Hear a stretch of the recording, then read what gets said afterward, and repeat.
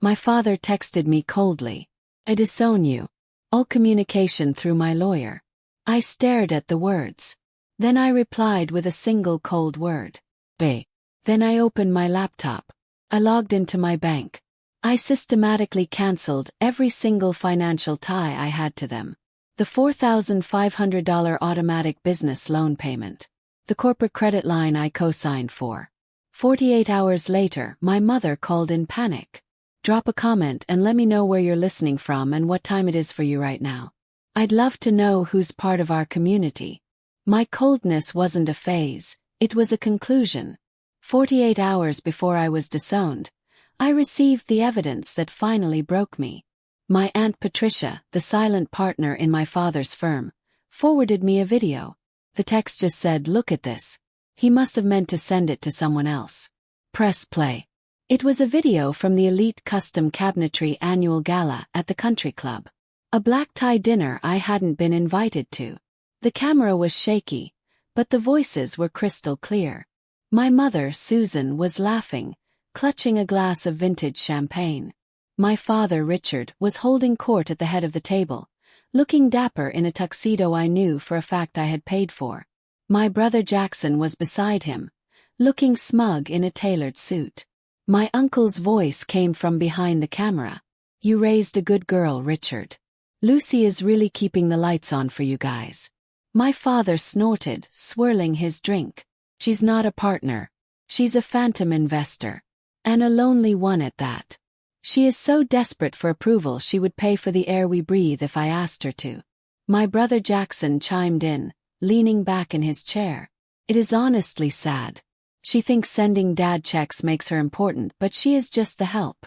She pays for the privilege of our last name because she has nothing else. No life, no husband, just her little drawings." I watched my father raise his glass in a toast. "To the phantom. May she never stop signing the checks." They all laughed. The sound was jagged, ugly. I didn't cry. I am a project manager. My job is to assess structural integrity, to find the cracks in the foundation before the building collapses. And I had just inspected my own family. The numbers were staggering. 4 years ago, my father's luxury cabinetry business had faltered. He was days away from bankruptcy. He and my mother had called me weeping, begging. "You are the only one who can help, Lucy. You are the successful one. You are the architect." So I did. I agreed to cover the $4,500 business loan payment every single month for 4 years. I sat in my studio apartment, surrounded by second-hand furniture and generic groceries, and I did the math in my head. That was $216,000. $216,000 poured into their business, their image, their country club memberships, while I lived on ramen and worked 80-hour weeks. I looked at the video again. The silk gowns. The crystal glasses. Arrogance. They weren't struggling. They were feasting on my sacrifice. And they were laughing about it. That laughter was the sound of a bridge burning. Close the video. I didn't scream. I didn't call them to beg for an explanation. I just felt a sudden icy clarity. They thought I was the foundation they could walk on. They didn't realize I was also the demolition crew. You have to understand the invisible architecture of a family like mine. From the outside, Elite Custom Cabinetry looked like a thriving legacy business. My father, Richard, was the visionary.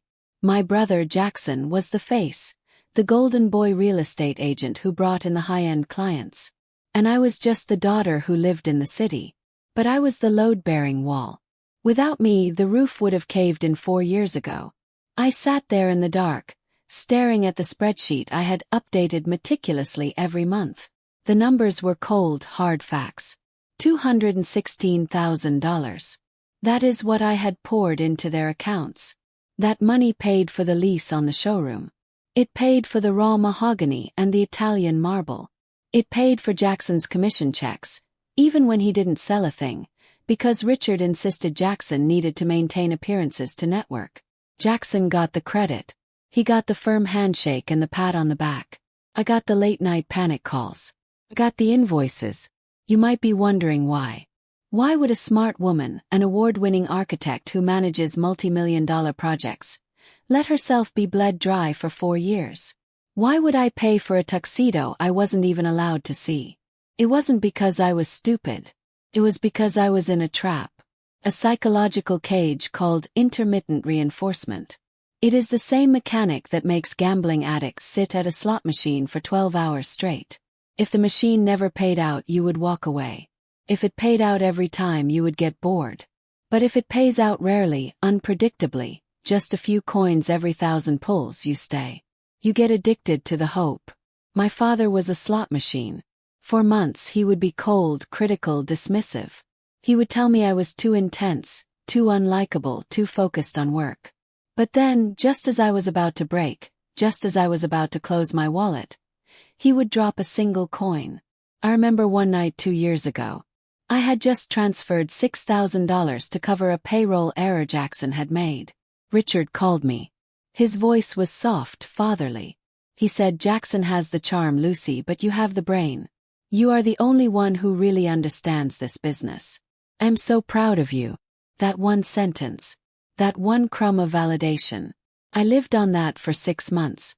I paid $50,000 for that sentence. I thought I was earning his love. I thought I was buying my way into the family portrait. But the video on my phone shattered the machine. I wasn't earning anything. I wasn't an investor. I was a mark. They weren't struggling to survive. They were struggling to maintain a lifestyle they couldn't afford, and I was the one subsidizing the delusion. Richard didn't love me. He loved the transaction. He loved that he could treat me like a stranger and I would still pay his bills just to hear him say my name without a sneer. I looked at the timestamp on the video. It was filmed 3 days ago. The exact same day I had told my mother I couldn't come home for Thanksgiving because I had to work extra shifts to make the loan payment. They knew. They knew exactly what I was sacrificing. And they were drinking vintage champagne and laughing about it. The slot machine was broken. And I was done pulling the lever. My phone was silent for 48 hours. Then the panic began. It rang on Tuesday morning, just as I was pouring my coffee before heading to the firm. My mother, Susan. I let it ring 3 times, watched her name flash on the screen, and then I answered. I put it on speaker. "Lucy, what did you do?" Her voice wasn't calm. It was a high-pitched shriek, thin with disbelief. "The bank just called your father. The loan payment was rejected. The business line of credit is frozen. It is due today, Lucy. You need to fix this right now." I waited until she had to take a breath. "I was disowned, Susan," I said, my voice as flat as the countertop.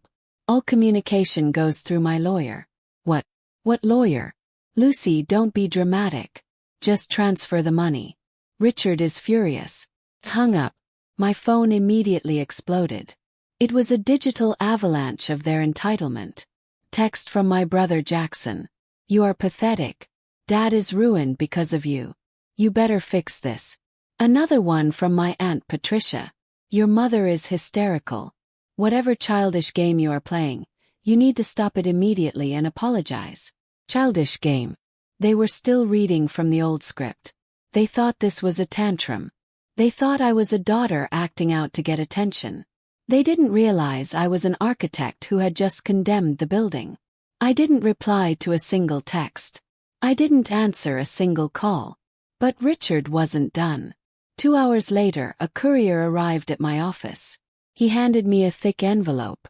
Inside was a lawsuit. I scanned the legal jargon. Richard wasn't just angry. He was litigious. He was suing me for $250,000. The claims were absurd. Breach of verbal contract, citing my history of payments as a binding agreement to continue support. And worse, theft of intellectual property. He was claiming that the architectural designs I had done for the showroom remodel, designs I had created on my own time with my own software, were the property of elite custom cabinetry. He was trying to claim my work, my career. He thought a lawsuit would scare me back into submission. He thought I would crumble under the threat of legal fees and public embarrassment. I laughed. It was a short, sharp sound. He didn't know who he was dealing with. He thought I was just the girl who wrote checks. He forgot that I was also the project manager who had organized his entire filing system. I knew where the bodies were buried because I was the one who had dug the graves. He wanted a legal battle. Fine. I picked up the phone and called my own lawyer. But I didn't stop there. I opened my laptop and logged into the company's shared cloud drive. I still had my admin credentials. I wasn't just going to defend myself. I was going to conduct a forensic audit of my own. I didn't need a search warrant. I built the digital infrastructure of elite custom cabinetry. I knew every folder, every subdirectory, every password protocol because I was the one who set them up. Richard thought locking me out of the bank account was enough. He forgot about the cloud. I logged in. The screen filled with familiar spreadsheets.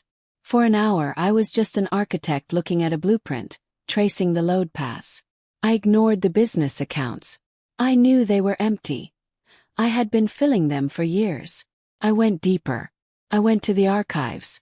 I pulled up the ledger for the Family Scholarship Fund. It was a separate account, established 10 years ago by my grandfather before he passed. It was meant to be untouchable, a trust designed to pay for the education of the grandchildren. Jackson and I had already graduated. The only beneficiary left was Juliet, my Aunt Patricia's daughter. She was 19, a sophomore in college, brilliant and kind. I opened the current balance sheet. My breath hitched. 0. The cell was formatted in red. 0. $150,000. I stared at the screen, the blue light stinging my eyes. Richard hadn't just drained me. He had drained Juliet. He had stolen the future of his own niece. I felt a wave of nausea, hot and sudden. This wasn't just bad business. This was predation. But where did it go? You don't just lose $150,000 on mahogany and marketing. I followed the digital trail. I traced the wire transfers. They weren't going to suppliers. They weren't going to the showroom lease. They were going to a firm called Halloway and Finch. I opened a new tab and searched the name. They weren't vendors. They were criminal defense attorneys. Expensive ones. Specialists in felony traffic violations and vehicular manslaughter. The dates on the transfers jumped out at me. November 12, 3 years ago. The first transfer was for $50,000. The retainer froze. November 12. I remembered that night. It was the night Jackson came home without his car. The family story, the one Richard told everyone at Thanksgiving, was that Jackson had hit a deer on a country road. The car was totaled. Jackson was shaken up but fine. Insurance covered it. We all nodded and comforted him. But you don't hire Halloway and Finch for hitting a deer. And you don't pay them from a stolen charity fund unless you need the money to disappear. I dug further into the legal correspondence folder.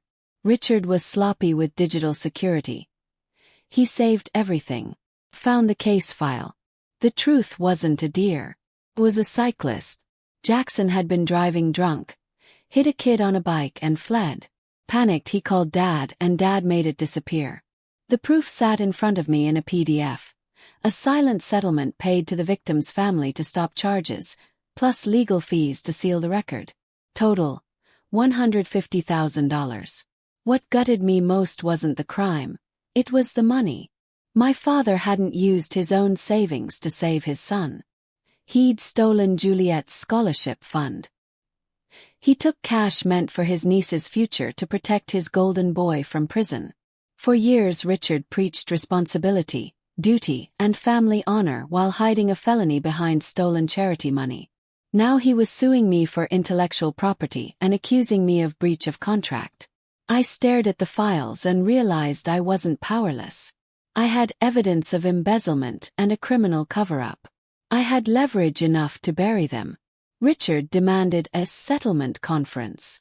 I walked into the downtown law office and found him waiting with Jackson and their lawyer, smug in the polished glass and mahogany room he loved. He thought I'd come to beg or pay. Jackson mocked me. I said nothing and opened a thick black dossier instead. Up close, Richard looked smaller than I had ever allowed myself to see. Frayed cuffs, twitching eye, a man wearing a costume I had financed. His arrogance came from an empty wallet subsidized by my money. Take away the host and the parasite dies. I'm not here to settle, I said evenly. I'm here to report. They laughed, until I slid the documents across the table. First, bank transfers showing the $216,000 I'd invested, proving my right to audit the company. Second, the charity ledger with Juliet's fund drained to zero. Embezzlement, $150,000 stolen from his own niece. Third, the settlement agreement. Conspiracy to conceal a felony. I looked Jackson in the eye. You didn't hit a deer. You hit a kid. And Dad used Juliet's money to buy your freedom. The room went dead. Richard blanched. Jackson looked sick. You can't prove that, Richard whispered. I already did, I replied. I sent copies to Aunt Patricia this morning, and to the district attorney. He exploded, calling me ungrateful, claiming he'd made me. Understood. You didn't make me. You billed me. And the invoice is overdue. Then I walked out. The fallout was swift. Richard was indicted for embezzlement and wire fraud. His showroom was seized. His elite brand poisoned overnight. His marble auctioned to pay creditors. He didn't retire as a patriarch. He retired as an inmate. The hit-and-run case reopened. Jackson lost his license, his suits, and his immunity, facing probation and service he couldn't outsource. After the arraignment, I met Patricia and Juliet. Patricia apologized for her silence. I told her silence has a cost, and the way to repay it was to back her daughter. I didn't fund Juliet's tuition. I would never be anyone's ATM again, but I used my network to secure her an internship with a firm offering full engineering scholarships. She didn't need rescuing. She needed a door. I opened it, and she walked through on her own.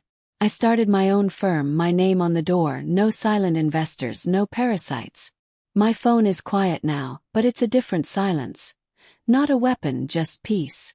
And to everyone who has spent their life fixing other people's disasters, listen closely. Kindness isn't a debt. Love isn't a tax. Stop paying. Walking away isn't failure. It's structural preservation. You're not the help or the bank. You're the architect of your own life.